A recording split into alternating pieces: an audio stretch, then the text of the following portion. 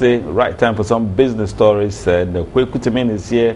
Kweku PURC is in the news tonight. I don't know if I should call it for good reasons, because they're talking about reducing losses for Ghana Water.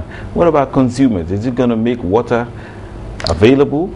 It's for most people, the supply of potable water has been a social need. That is the reason why they would always call on PURC and all the supply chain people not to meter the system. But obviously, if we're looking at reducing profits and the margins, then obviously we should be looking at that. If we're looking at reducing wastage, then probably metering the whole system is the alternative. So tonight we get to talk about it and get PURC's stand on it. My name is Kweku Temin. Let's get to the details of the stories. As the Public Utility Regulatory Commission has expressed support for the prepaid water metering system to be piloted this year. At a stakeholder meeting, PURC noted development is the only measure to reduce losses incurred by the Ghana Water Company.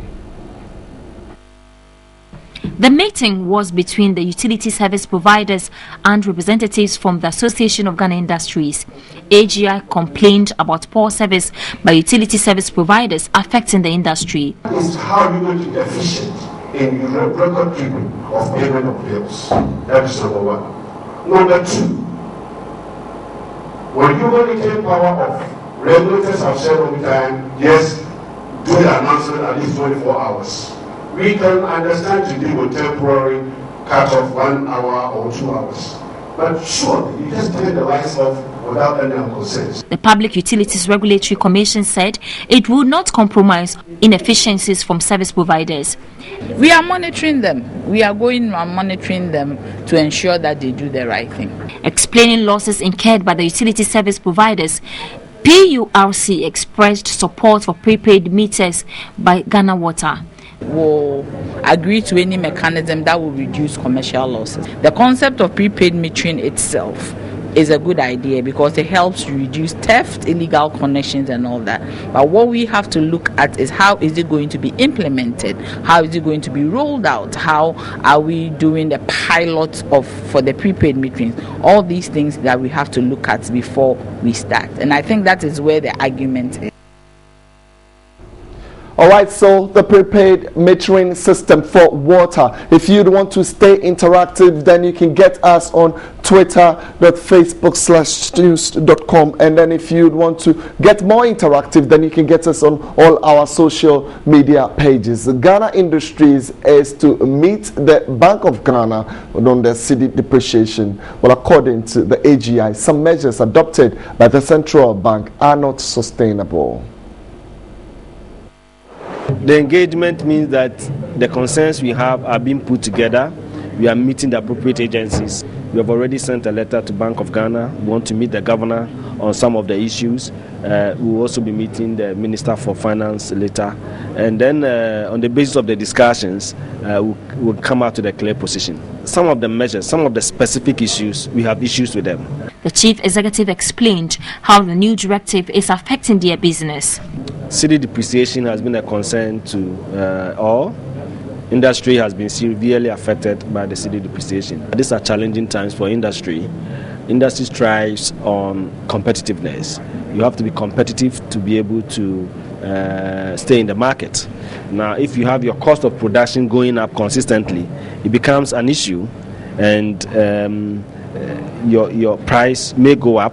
And as your price goes up, competing products from foreign markets compete with you, and if you don't take it, you cannot survive.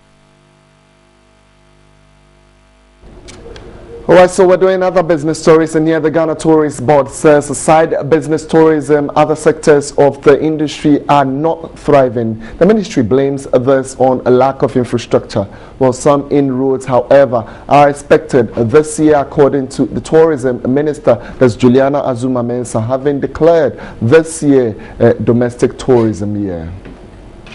The Ministry of Tourism is mandated to formulate policies for industry in marketing Ghana. This is how the official website of the ministry looked like, promoting Ghana through culture. Minister of Tourism Juliana Azuma-Mensah told TV3 2014 has been declared a domestic tourism year. And on 20th of February, we're going to launch a domestic tourism campaign. I've declared 2014 as a year of domestic tourism. What I intend to do with my team is that we are going to advertise one tourist attraction and then invite the whole Ghana to be there. Perhaps that syncs with the theme of what was on their site.